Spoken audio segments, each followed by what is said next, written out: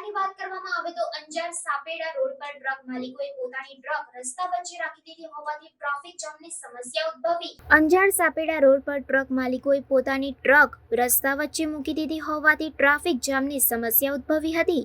Police પ્રશાસને આખરે ક્રેનની મદદથી રસ્તાની વચ્ચેથી ટ્રકોને સાઈડમાં કરી ટ્રાફિક હળવો કર્યો હતો। તારીખ 16 જુલાઈ 2024ના રોજ પ્રાંત કચેરી અંજાર મધ્યે જિલ્લાના તમામ ટ્રાન્સપોર્ટ એસોસિએશનના સેંકડો ટ્રક માલિકો અને ટ્રાન્સપોર્ટ માલિકો દ્વારા નો એન્ટ્રી બાબતે રજૂઆત કરવામાં આવી હતી। પશ્ચિમ કચ્છથી લોડિંગ કરીને કંડલા મુન્દ્રા જતા કોમર્શિયલ વાહનો માટે 24 કલાક માત્ર 2 જ રોડ હતા। તે બંને રોડને નો એન્ટ્રી કરી દેતા ટ્રક માલિકો પોતાની વેદના ઠાલવવા પ્રાંત કચેરી પહોંચ્યા હતા।